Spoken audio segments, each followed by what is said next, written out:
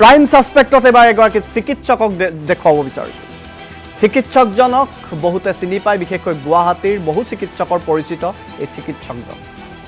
আমি এই চিকিৎসকজনক প্ৰথমে দেখুৱাই ল'ব বিচাৰিছোঁ চিকিৎসকজনৰ নাম হৈছে ডাক্তৰ বেদব্ৰত পাঠক এই বেদব্ৰত পাঠকৰ চিকিৎসালয় এখন আছে যিখন চিকিৎসালয় নাৰেংগীৰ মধঘৰিয়াত আছে আৰু সেই চিকিৎসালয়খনৰ নাম হৈছে গেট হাস্পতাল আৰু গেট হাস্পতালত কি হয় গেট হাস্পতালত কেনেকৈ ৰোগী আহে গেট হাস্পতালত কেনেকৈ মোবাইল নেটৱৰ্কিং চলে কেনেকৈ এম্বুলেন্স নেটৱৰ্কিং চলে সেই কথা বতৰাবোৰ প্ৰাইম সাসপেক্টৰ দৰ্শকসকলক পৰৱৰ্তী খণ্ডত আমি দেখুৱাম কিন্তু তাৰ আগতে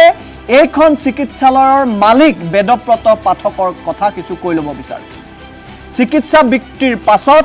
তেওঁ এতিয়া মন মেলিছে নিৰ্বাচনলৈ আগতেও সেই কথা আমি দেখুৱাইছোঁ তেওঁ হেনো নিৰ্বাচন খেলিব ক'ৰ পৰা নিৰ্বাচন খেলিব যে হাজু শুৱালকুছি সমষ্টিৰ পৰা তেওঁ নিৰ্বাচন খেলিব আৰু সেই নিৰ্বাচন খেলা এটাই কথা হৈছে যে তাত এবাৰ এছচিৰ বাবে সমষ্টিটো ৰিজাৰ্ভেশ্যন হৈছে অৰ্থাৎ অনুসূচিত জাতিৰ বাবে সংৰক্ষিত হৈছে হাজু শুৱালকুছি সমষ্টিটো আৰু সেই সমষ্টিটোৰ পৰা তেওঁ এবাৰ চিকিৎসা বৃত্তিৰ লগতে তেওঁ নেতা হ'বলৈ মন মেলিছে বিধায়ক হ'বলৈ মন মেলিছে এটা কথাটো হৈছে যে বেদব্ৰত পাঠক চিকিৎসকজন বা এই হাজুৰ এই চিকিৎসকজন কেনেকৈ অনুসূচিত জাতিৰ লোক হ'ল বিভিন্নজনে কৈছে যে তেওঁ অনুসূচিত জাতিৰ লোক নহয়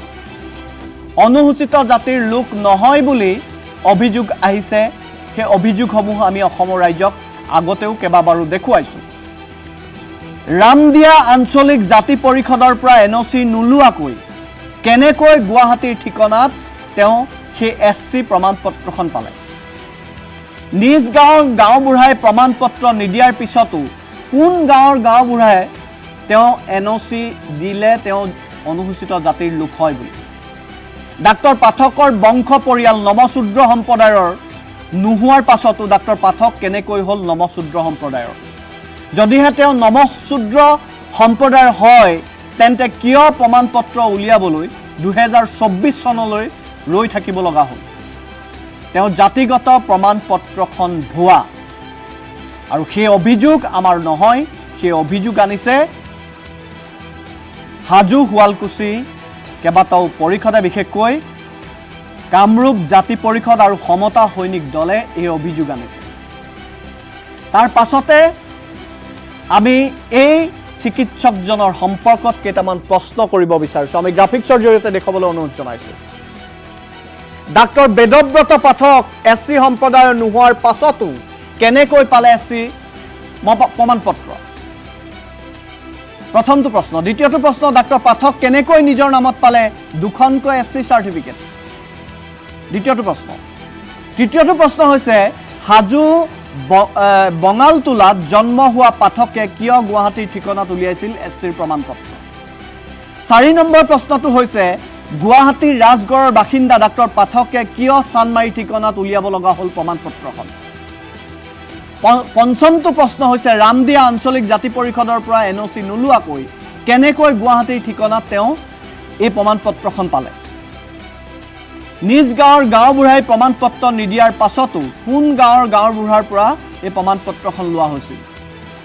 ডাক্তৰ পাঠকৰ বংশ পৰিয়াল কোনো নমশূদ্ৰ সম্প্ৰদায়ৰ নোহোৱাৰ পাছতো ডাক্তৰ পাঠক কেনেকৈ হ'ল নমশূদ্ৰ সম্প্ৰদায়ৰ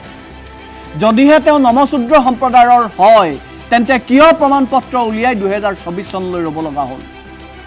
বিজেপিৰ ৰাজ্যিক সভাপতিলৈ জাতি পৰিষদে অভিযোগ দিয়াৰ পাছতো কিয়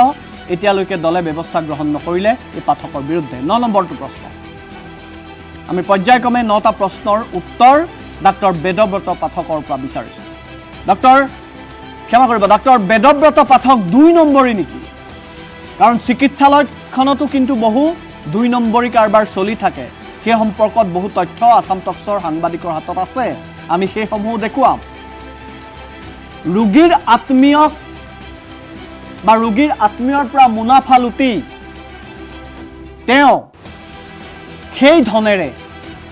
হাজু শুৱালকুছি সমষ্টিৰ পৰা নিৰ্বাচন খেলিব নেকি আকৌ দেখুৱাইছোঁ চাওক চিকিৎসকজনক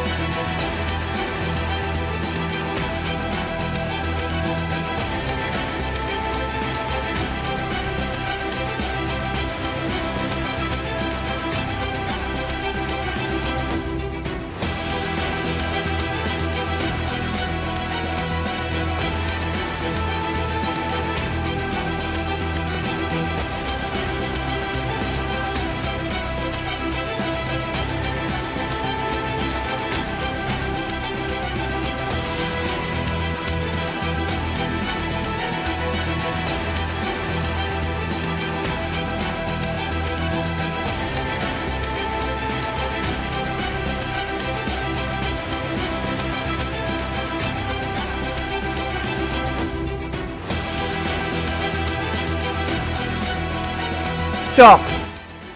এগৰাকী চিকিৎসকৰ বিৰুদ্ধে CID-টো হয়তো গোচৰ ৰুজু হৈছে আমি এখন বিশেষ নটিচ দেখুৱাব বিচাৰিছো নটিচখন দেখুৱাবলৈ অনুৰোধ জনাইছো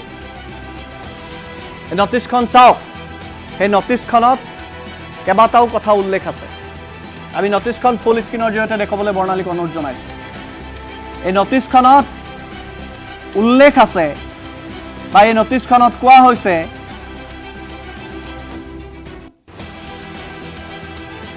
তেওঁৰ বিৰুদ্ধে যিসমূহ অভিযোগ আনিছে সেই অভিযোগসমূহৰ তথ্য CID-ক লাগে বুলি CID ইন্সপেক্টৰ তপন দাসে সেই বিশেষ সংগঠনটোলৈ এই পত্ৰখন প্ৰেৰণ কৰিছে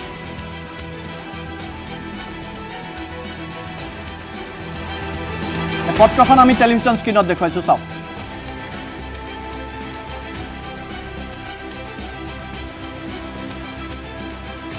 এই পত্ৰখন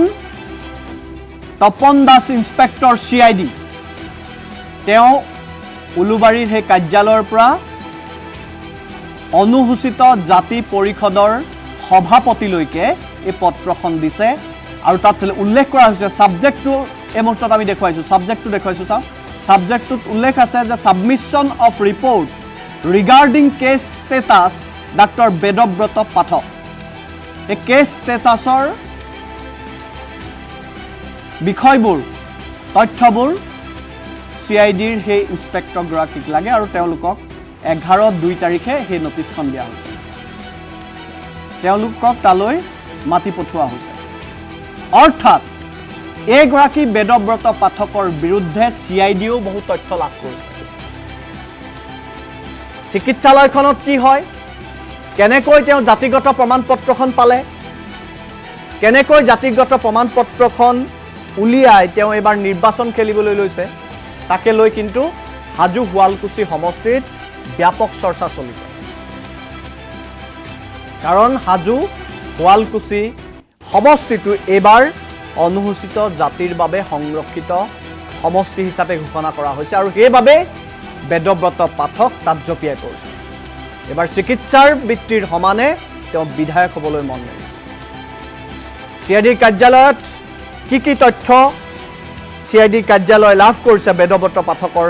বিৰুদ্ধে সেই তথ্যসমূহ আমি পৰৱৰ্তী প্ৰতিবেদনত আসাম টক্সৰ দৰ্শকসকলক দেখুৱাম